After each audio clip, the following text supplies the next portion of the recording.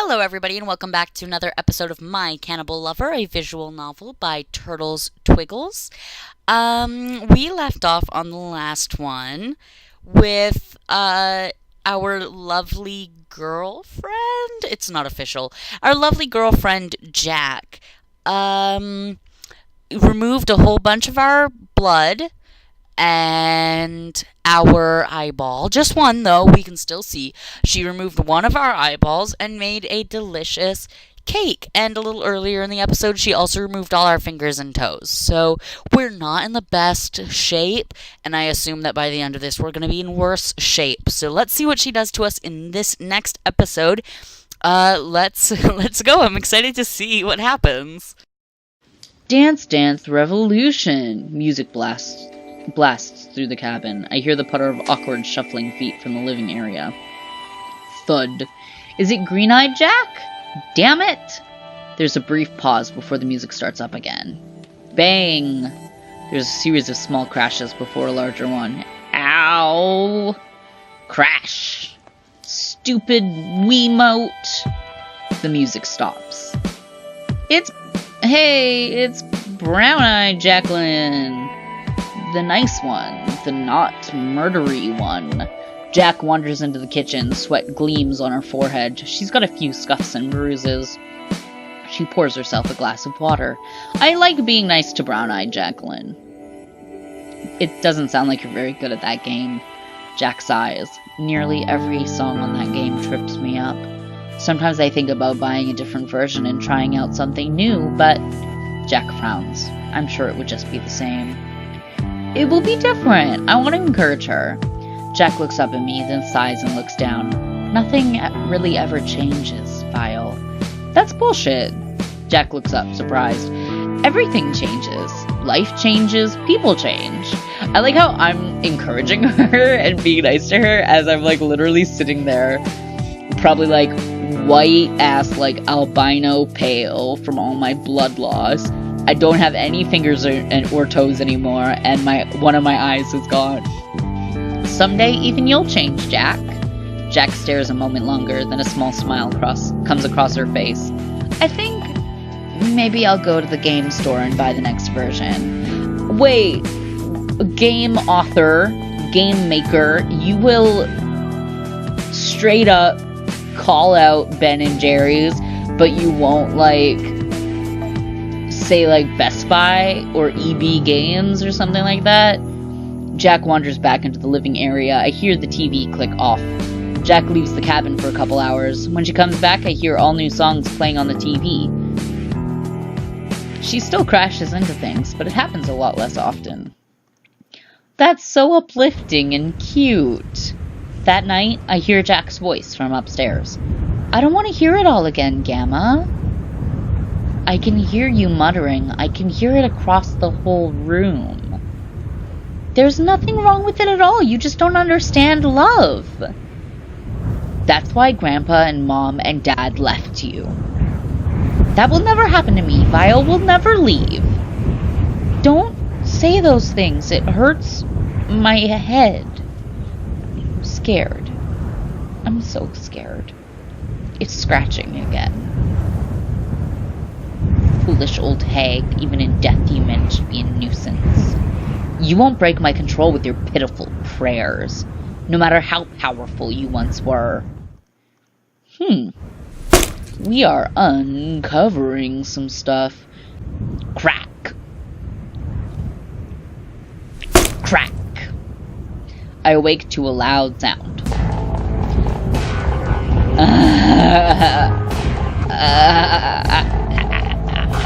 Wait, how long has Gamma been dead that she can still bleed like that? Jack is hunched over, clutching the severed head she introduced me to. She's bashing it against the corner of one of her counters.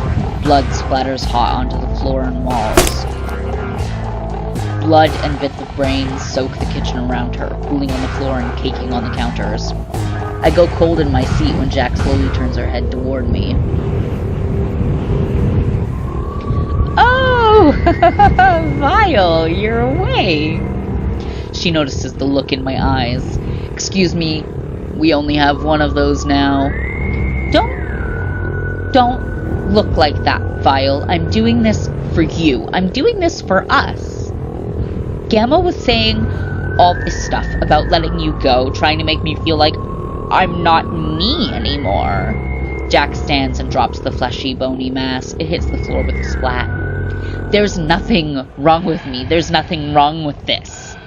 Jack holds a trembling hand in front of me. Look at this. Look how in control I am. Yeah, you look totally in control, Jack. I've never seen someone more in control in my life. Oh, God. Jack gives a shaky laugh. You know why I do this, right, Vile? We start out in this world small and helpless, but we grow big and strong. We grow because we eat.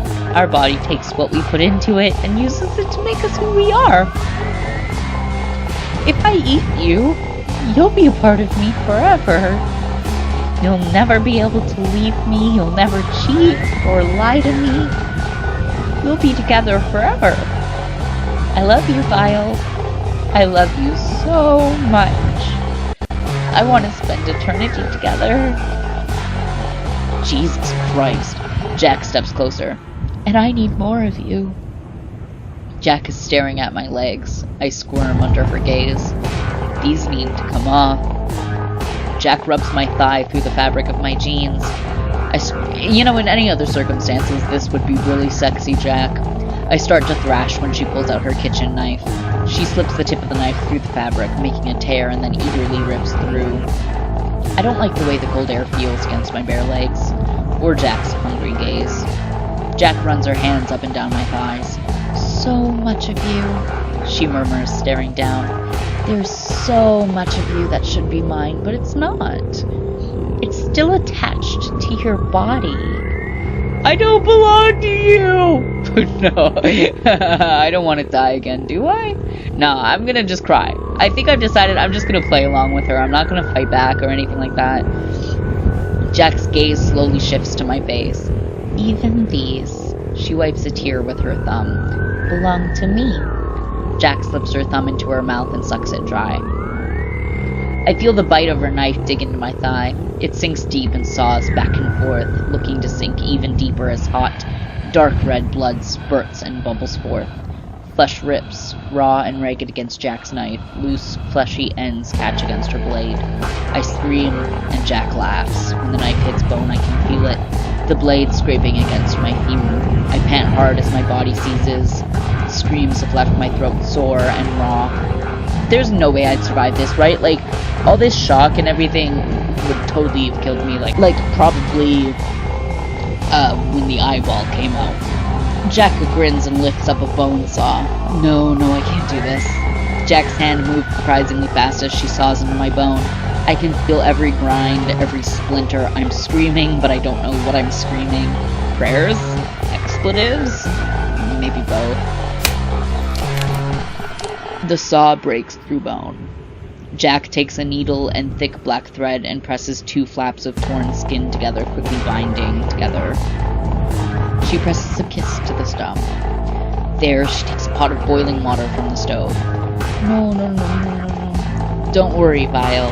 Jack giggles. This is how they cauterize the wounds of war veterans. And war veterans never, ever got gangrene. Ever. She runs her hand across my cheek. And you're my strong soldier. I scream as Jack submerges the remains of my leg in her cauldron.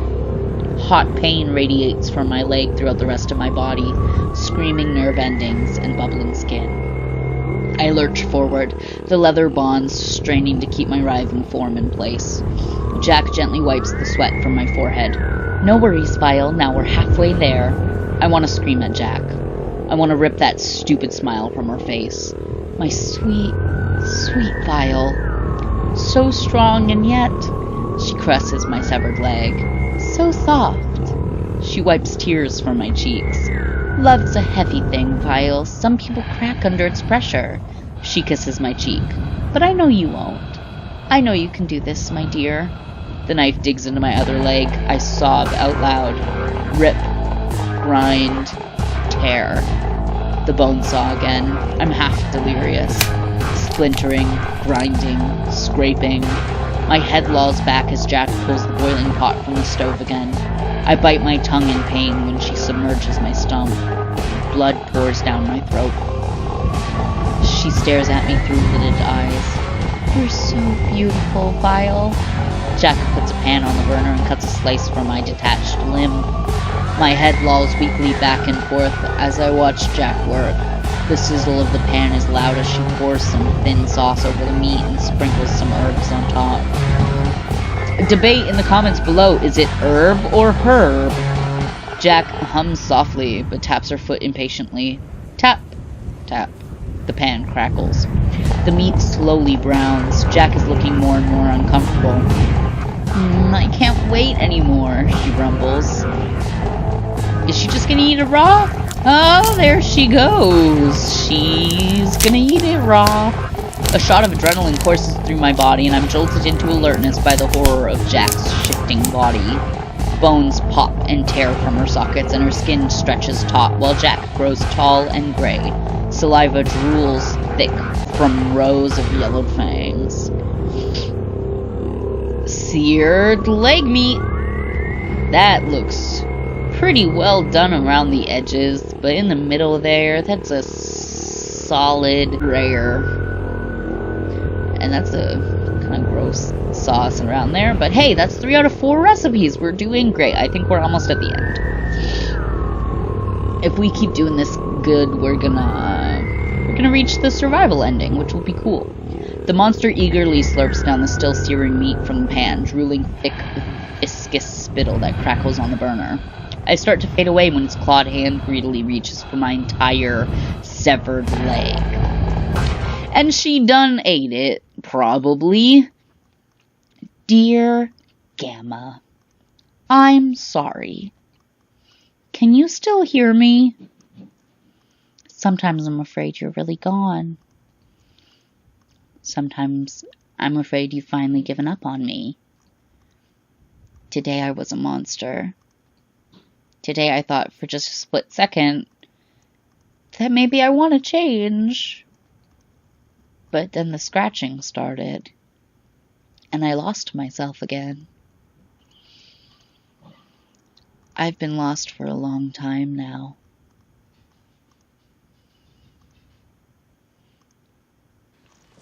I come to as Jack is throwing on a coat. The usual howling of winter wind is absent. The cabin seems still, almost peaceful. Now you wake up. It's nearly noon, sleepyhead. Her voice is strained, but still light and teasing, as if there wasn't some dead lady's head rotting on the ground, as if this was all a joke. I look down to where my legs used to be. I wish it was. Jack hesitates, looking uncharacteristically unsure. My head's feeling particularly clear today, so I'm gonna head out and buy some fancier spices for our big meal. You're worth it. So here's the thing. I've been here at least a few days.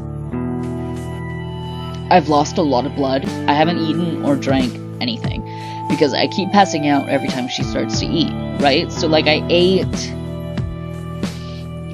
the burger at the very beginning, but since then I haven't eaten at all, I don't think. So it's probably been like a good 2-3 days, and I haven't eaten, and I've lost like a ton of blood.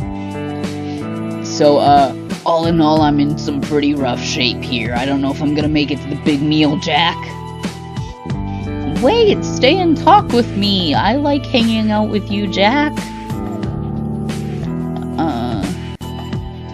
Jack hesitates again, taking one small step toward me and then another towards the door. She looks clearly troubled. I'm not sure if I should. I shrug, and Jack gives one more look at the door before kicking off her boots and walking over to me. She sits down and folds her hand in her lap. There's a silence between us. I stare down at the stumps that used to be my legs. Red and black boils dot swelling lumps of skin. Jagged edges of flesh are beginning to yellow, and I have a maddening urge to scratch away persistent, painful itches. I'm not oblivious to all of this. Jack starts talking, unsure words ambling along. I know I'm possessed by a demon, and I know what it makes me do. I tear my eyes away from my mangled stumps and look at Jack. Big brown eyes meet mine. She looks away quickly. Please, you don't have to live like this. You can fight it. My own voice scares me with its hollow sound, like wind escaping from a tomb happening to form a word. I've really been here too long. Jack startles again, but when she looks at me this time, her eyes soften. She reaches her hand out and gently strokes my cheek. Shh, she whispers. What happens if I say, please don't do this? Let's just do it. This could be my only chance to bargain with her. Jack bites her lip and her eyes mist over. I have to do this, she says in a small voice. I have to do it because I love you. I love you so much. But if I let you go, you'll leave me forever. The silence between us lasts a moment or two longer. This isn't the way I wanted it to be. But I don't know how to be the girl I wish I was. Not anymore. Jack stands up. Well, those spices won't buy themselves. She runs her hand through my hair before throwing her boots on, making sure to lock up the cabin. Not like there's much to keep from getting in or out. Jack closes the door behind her. The whistling of winter winds starts up not long after. I spend the rest of the day trying to distract myself from the pain and itching. I try to focus on my breathing, labored, whimpering breaths in and out. When that fails, I try to focus on the sounds around me. The screaming winter winds, every creak and every crick, and every fearful scuttle of insect or rodent feet. Every moment is torturous.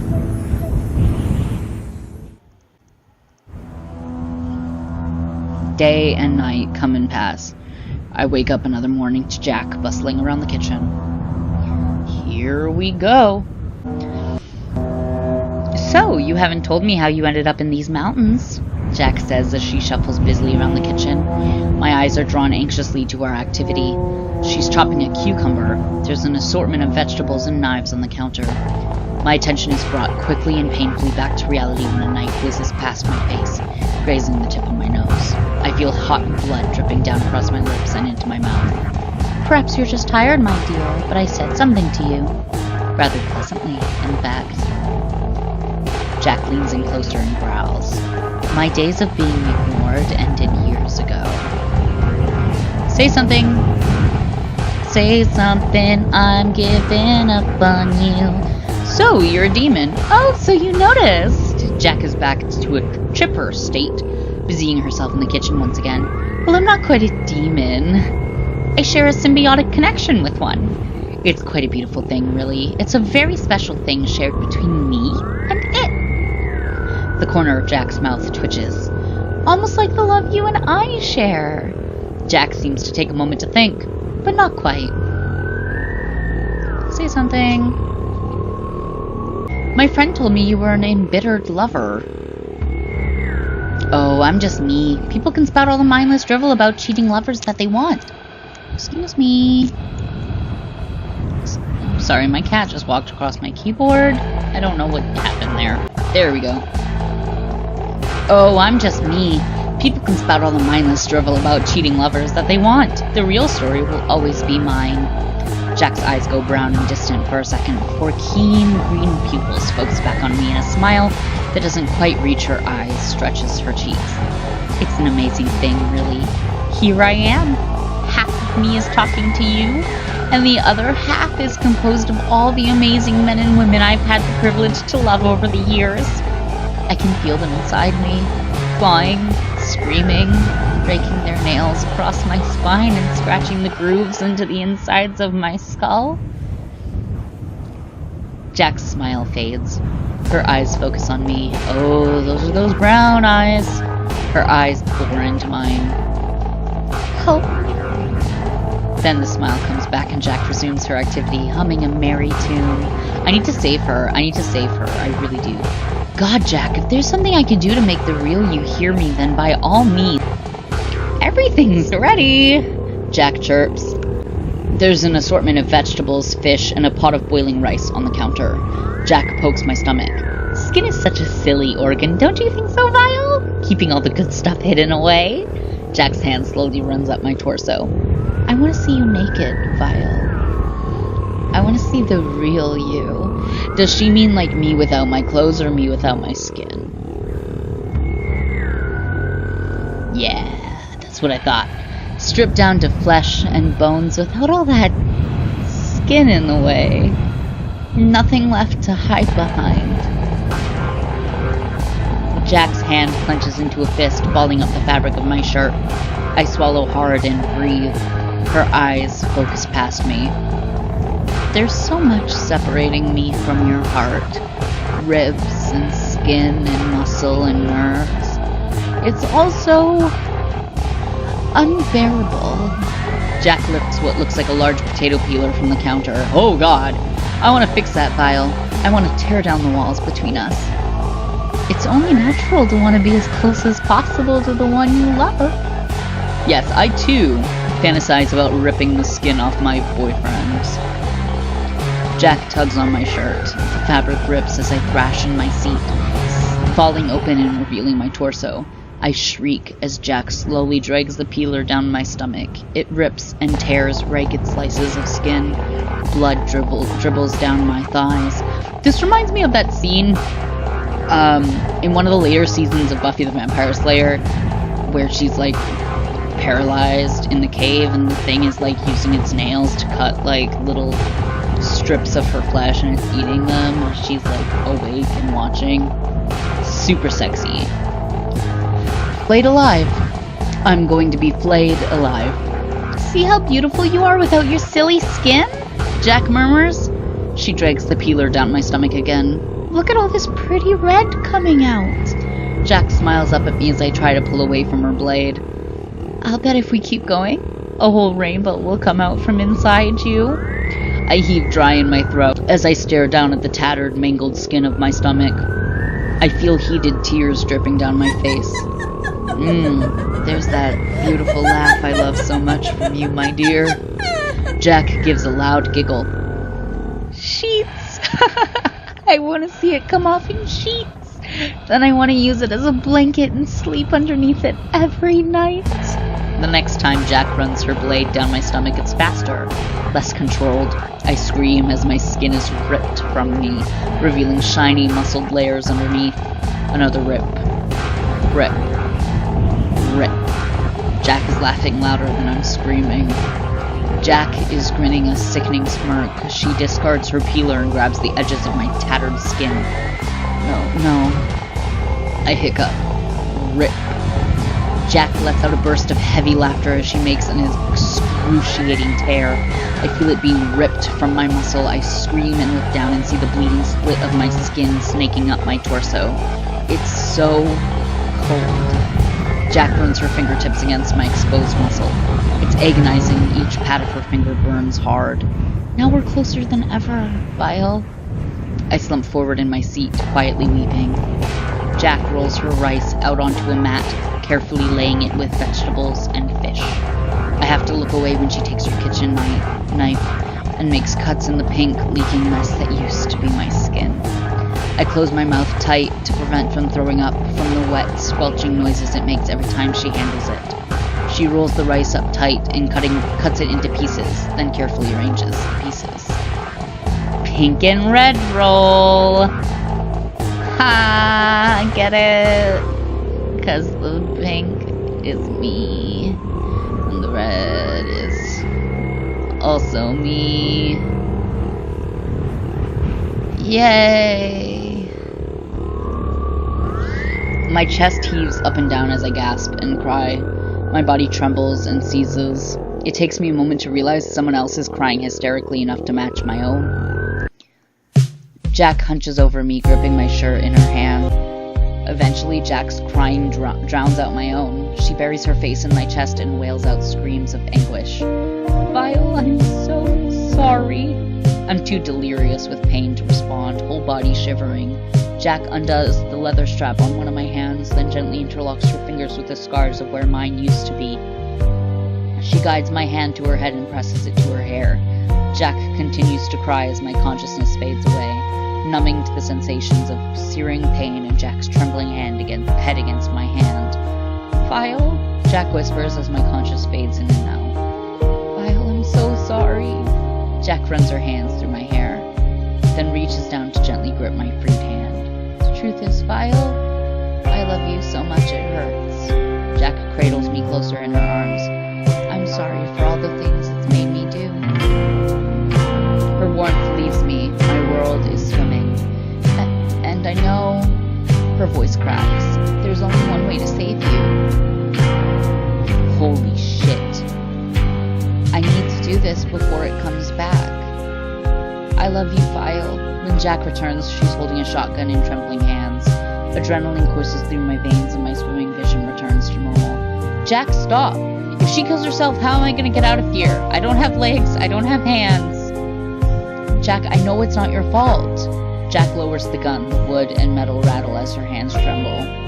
I saw you the other day, the real you. Remember what I told you? You don't have to live like this, you can fight it. I believe that.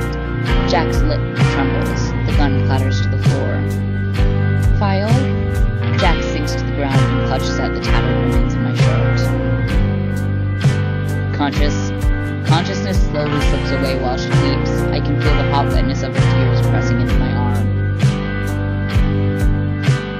When I come to, Jack is up off the floor and sitting at the table. I awake to growling and hissing.